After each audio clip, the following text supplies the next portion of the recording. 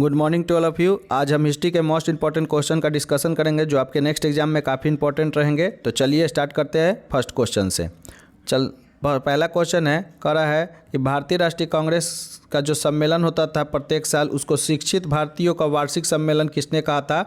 तो शिक्षित भारतीयों का जो वार्षिक सम्मेलन है इसको लाला लाजपत राय ने कहा था। लाला लाजपत राय से आप याद रखिएगा, इनको पंजाब केसरी भी कहते हैं और इनकी मृत्यु जो है साइमन कमीशन जो आया था उसी के बहिष्कार के कारण इनकी मृत्यु हुई थी। लाठीचार्ज अंग्रेज़ों द्वारा कर दिया गया था, जिसके चलते इन्होंने एक बात भी बोली थी कि मेरे पीठ पर किया हुआ प्रत्येक प्रहार अंग्रेज़ों के ताबूत के कील के तरह साबित होगा। तो राइट आंसर क्या होगा? ए इसका राइट आंसर हो जाएगा। यहाँ पे एक और इंपॉर्टेंट याद रखिएगा क्वेश्चन बन सकता है। बाल गंगाधर तिलक, इन्होंने गीता रहस्य नाम की पुस्तक लिखी थी और दूसरा स्वराज मेरा जन सिद्ध अधिकार है, हम इसे लेकर रहेंगे, ये बाल गंगाधर तिलक ही ने कहा था। तीसरा क्वेश्चन बन सकता है कि कांग्रेस सम्मेलन को इन्होंने क्या कहा था कि वार्षिक साल भर में एक बार मेढक की तरह टर करने से हमें कुछ फायदा नहीं होगा। ये बाल गंगाधर तिलक ने कहा था।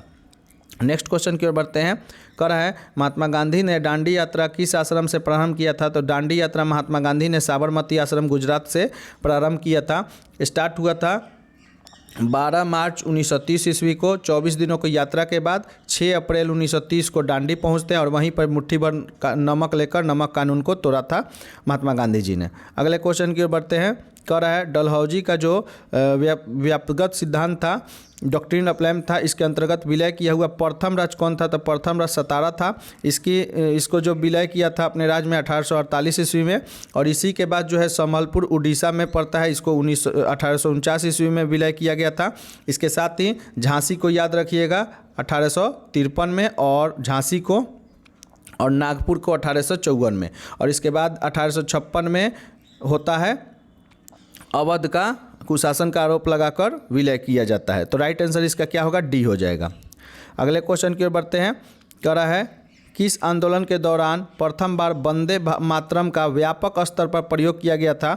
तो आपको बता दें, जब बंगाल विभाजन का समय था तो उस समय स्वदेशी आंदोलन स्टार्ट किया गया था बंगाल के लोगों के द्वारा और इसी में जो है सबसे ज़्यादा व्यापक स्तर पर वंदे मातरम का प्रयोग किया गया था। पूरा बंगाल जो है इस नारे से गूंज गया था, वंदे मातरम।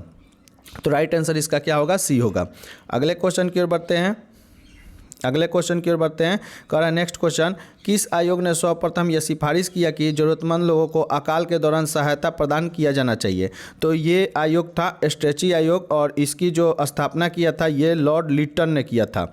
लॉर्ड लिटन का जो कार्यकाल था वो 1776 से 80 तक था। इसका 1876 से 80 तक कार्यकाल था और इसी के काल में वर्नाकुलर प्रेस एक्ट पारित हुआ था जो प्रेस पर प्रतिबंध लगा दिया था और इसी के कार्यकाल में अकाल आया था, जिसके देखने के लिए इसको स्ट्रेची आयोग की स्थापना किया था और इसने ये सिफारिश किया था कि अकाल के दौरान जो है राज्य का यह कर्तव्य है कि अकाल के दौरान ज़रूरतमंद लोगों को सहायता प्रदान किया जाना चाहिए। तो राइट आंसर क्या हो जाएगा? बी हो जाएगा। अगले क्वेश्चन की ओर बढ़ते हैं। अगला क्वेश्चन एक मिलान करने वाला क्वेश्चन है। तो मिलान करना है, क्रिप्स मिशन ये कब आया था? सही क्रम बताना है, ठीक है। तो क्रिप्स मिशन 1942 ईस्वी में आया था। नेहरू रिपोर्ट 1928 में, अगस्त प्रस्ताव 1940 में और बेबल योजना 1945 में लॉर्ड बेबल द्वारा। तो राइट आंसर क्या हो जाएगा? 1928 तब 40 यानी 3 के बाद 2 हो जाएगा और उसके बाद क्या हो जाएगा? 1 हो जाएगा और तब 4 हो जाएगा। राइट आंसर बी हो जाएगा। नेक्स्ट क्वेश्चन की ओर बढ़ते हैं। कह रहा है, एक और इम्पॉर्टेंट क्वेश्चन है, कन्नड़ साहित्य के त्रिरत्न में कौन शामिल नहीं है? तो कन्नड़ साहित्य के त्रिरत्न में पम, रत्न और पोन ये तीनों शामिल है, जबकि कम्मन जो है इस रत्न में शामिल नहीं है। राइट आंसर क्या हो जाएगा? डी हो जाएगा। आपको बता दें कि जो संगम कन्नड़ साहित्य है इसके 3 रत्न जो है पम, पोन और रत्न है, जो कि 10वीं शताब्दी में कन्नड़ साहित्य के त्रिरत्न थे, जबकि कम्बन और पुगलेंदी ये संबंध इसका जो है तमिल से है, तमिल साहित्य से। राइट आंसर इसका डी हो जाएगा। अगली क्वेश्चन की ओर बढ़ते हैं। नेक्स्ट क्वेश्चन है, दिल्ली सल्तनत की राजस्व व्यवस्था के अंतर्गत निम्नलिखित में से कौन सा कर गैर मुसलमानों से लिया जाता था? तो गैर मुसलमानों से लिया जाने वाला कर जो था वो जजिया कर जो होता था वो गैर मुसलमानों से लिया जाने वाला धार्मिक कर था, याद रखिएगा। और एक और कर था जिसका नाम है खराज। खराज जो है ये भी गैर मुसलमानों से लिया जाता था, और ये जो है भूमि कर था ना, याद रखिएगा एकदम। भूमि कर था खराज जो गैर मुसलमानों से लिया जाता था, और जजिया कर धर्म के नाम पर लिया जाता था गैर मुसलमानों से, जबकि जकात जो है ये मुसलमानों से लिया जाता था, वो ये एक धार्मिक कर था जकात। तो राइट आंसर इसका क्या हो जाएगा, गैर मुसलमानों से लिए जाने वाला कर ए और बी दोनों नहीं है। राइट आंसर इसका डी हो जाएगा। अगले क्वेश्चन की ओर बढ़ते हैं।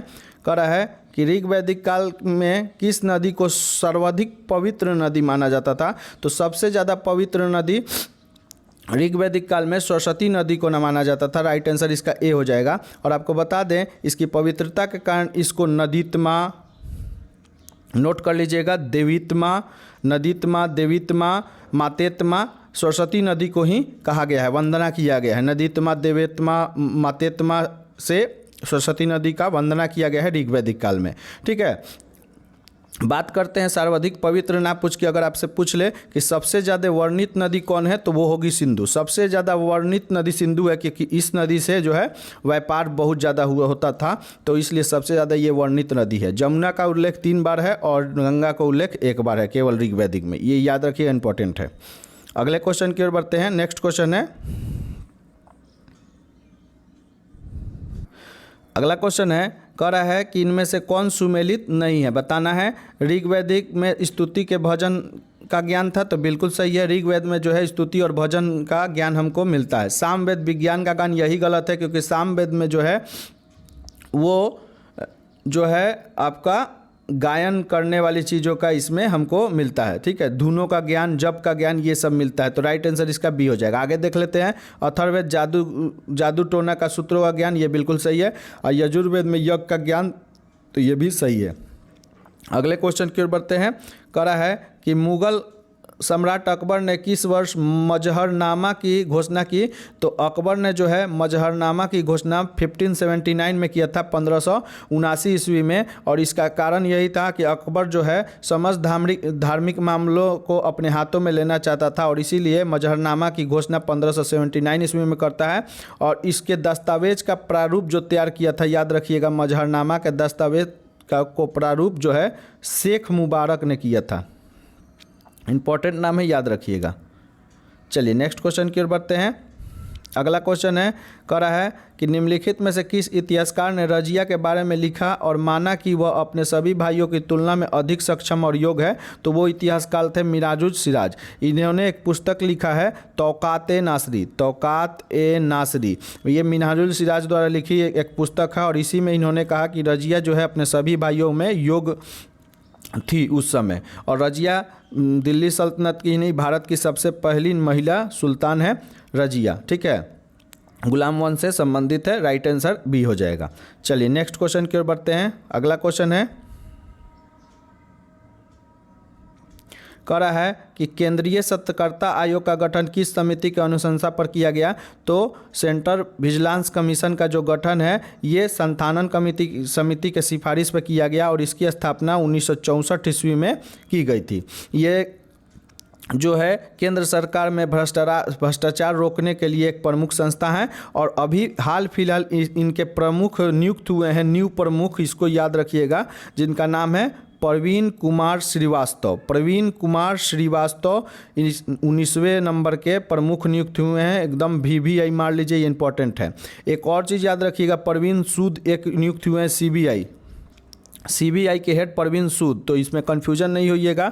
CBI के हेड जो है प्रवीण सूद है, जबकि सेंट्रल विजिलेंस कमीशन केंद्रीय सत्यकर्ता आयोग के प्रमुख जो है ये प्रवीण कुमार श्रीवास्तव हैं, जो कि 19वें नंबर के हैं।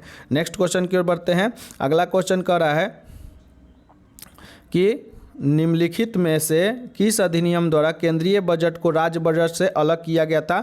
तो केंद्रीय बजट को राज्य बजट से अलग जो है भारत शासन अधिनियम 1919 के द्वारा किया गया था, और इसी अधिनियम को मार्टेंगू-चेम्सफोर्ड सुधार भी कहते हैं। राइट आंसर इसका सी हो जाएगा।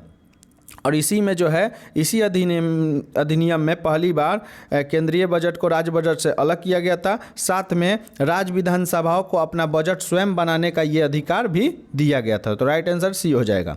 नेक्स्ट क्वेश्चन की ओर बढ़ते हैं। अगला क्वेश्चन कह रहा है कि भारतीय इतिहास का सबसे अच्छा क्रमबद्ध वर्णन पुराणों में मिलता है। पुराणों में सर्वाधिक प्राचीन पुराण कौन है? तो पुराणों में सबसे अधिक प्राचीन पुराण जो है ये मत्स्य पुराण है और ये जो है सातवाहन वंश से संबंधित है, ये भी नोट कर लीजिए। बात करते हैं, इसका राइट आंसर बी हो जाएगा। बात करते हैं विष्णु पुराण से, तो विष्णु पुराण जो है ये गुप्त वंश से संबंधित है, नोट कर लीजिए। और वायु पुराण जो है ये मौर्य वंश से संबंधित है। तो ये तीनों इंपॉर्टेंट है, तीनों को याद रखिएगा।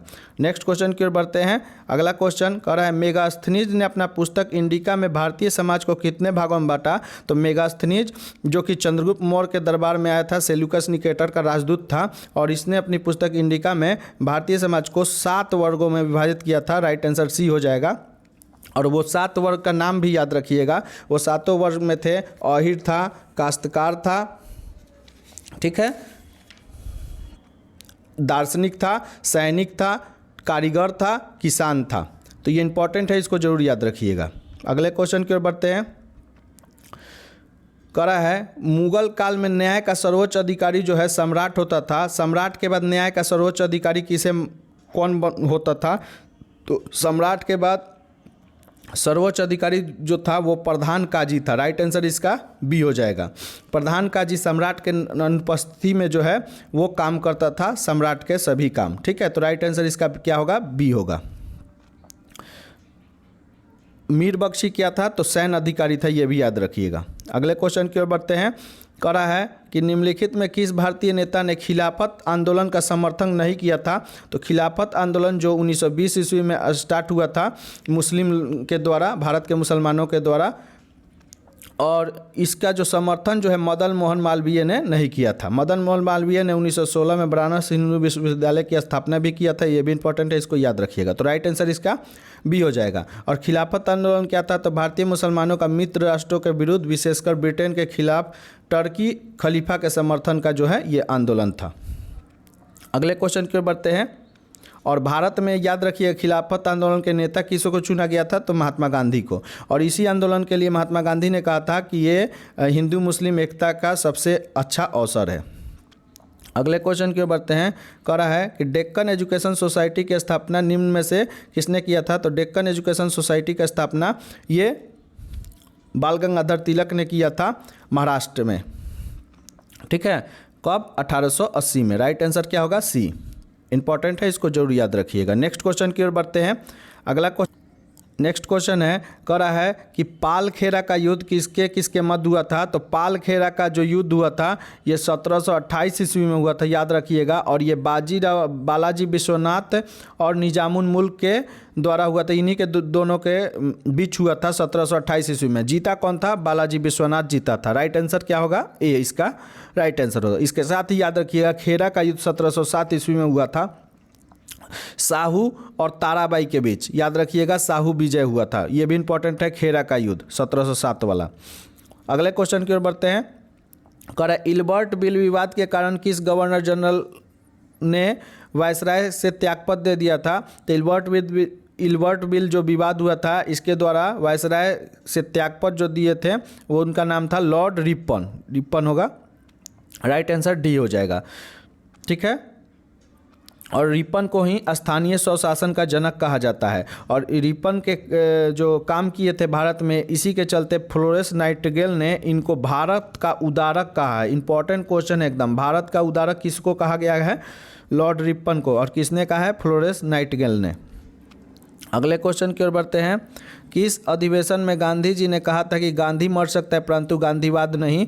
तो ये अधिवेशन था कराची का अधिवेशन, जिसकी अध्यक्षता जो है सरदार वल्लभ भाई पटेल ने किया था। 1931 की बात है, ठीक है। कराची अधिवेशन में ही कहे थे गांधी जी ने कि गांधी मर सकता है परंतु गांधीवाद नहीं। तो राइट आंसर सी हो जाएगा, ठीक है। लाहौर अधिवेशन जो हुआ था इसमें स्वराज का नारा पंडित जवाहरलाल नेहरू ने दिया था। इंपॉर्टेंट है, ये भी याद रखिएगा। नेक्स्ट क्वेश्चन की ओर बढ़ते हैं। फिर मिलान करना है तो देख लेते हैं। ईस्ट इंडिया एसोसिएशन, इसका गठन जो है 1866 में हुआ था। राइट ए का 4 हो जाएगा। तत्वबोधनी समा ये 1839 हो जाएगा। बी का 2 हो जाएगा। सोशल सर्विस लीग ये जो है 1911 में गठित हुआ था। और नौजवान सभा जो है 1926 में भगत सिंह के द्वारा। तो राइट आंसर हो जाएगा 4, 2, 1 और 3, 4 2 1 3 देखते हैं किस में है, 4 2 1 3, इसका राइट आंसर क्या होगा, बी हो जाएगा। अगले क्वेश्चन की ओर बढ़ते हैं। अगला क्वेश्चन है, कह रहा है कि असहयोग आंदोलन चलाने का प्रस्ताव किस कांग्रेस अधिवेशन में पारित किया गया था। तो असहयोग आंदोलन चलाने का प्रस्ताव नागपुर अधिवेशन में पारित किया गया था, 1920 के नागपुर अधिवेशन में। राइट आंसर इसका क्या हो जाएगा, बी हो जाएगा। ठीक है, और असहयोग आंदोलन 1 अगस्त 1920 ईस्वी को हुआ था और इस दिन एक बहुत ही विशेष आदमी की मृत्यु भी हुई थी इसी दिन, याद रखिएगा। उसका आप कमेंट में नाम बताइए। 12 फरवरी 1922 तक चला था। चौरी चौरा कांड जो 5 फरवरी को हो गया था, इसी के बाद गांधी जी ने इसको स्थगित कर दिया 12 फरवरी को। कमेंट में जरूर बताइएगा उस व्यक्ति का नाम, महान व्यक्ति है। अगला क्वेश्चन, सल्तनत युग का अकबर किसे कहा जाता है। तो सल्तनत युग का जो अकबर है ये फिरोज शाह तुगलक को कहा गया। और किसने कहा, तो याद रखिएगा हेनरी इलियट और एलिफिस्टन ने। ठीक है, हेनरी इलियट और एलिफिस्टन ने इनको सल्तनत युग का अकबर कहा, फिरोज शाह तुगलक को। और फिरोज शाह तुगलक ने एक नया सिंचाई कर भी लगाया जो उपज का 1/10 भाग होता था। साथ में ब्राह्मणों पर जजिया कर चालू करने वाला पहला शासक फिरोज शाह तुगलक था। यह भी इंपॉर्टेंट है, याद रखिएगा। अगला क्वेश्चन की ओर बढ़ते हैं। प्रसिद्ध दर्शन दैतावाद का प्रतिपादन किसने किया था। तो प्रसिद्ध दर्शन जो है दैतवाद का प्रतिपादन जो है ये निम्बकाचार्य ने किया था। राइट आंसर बी हो जाएगा। बात करते हैं शंकराचार्य की। शंकराचार्य अद्वैतवाद से संबंधित है।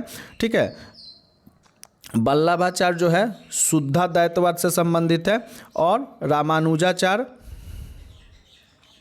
तो ये इंपॉर्टेंट है, इसको जरूर याद रखिएगा। अगले क्वेश्चन की ओर बढ़ते हैं।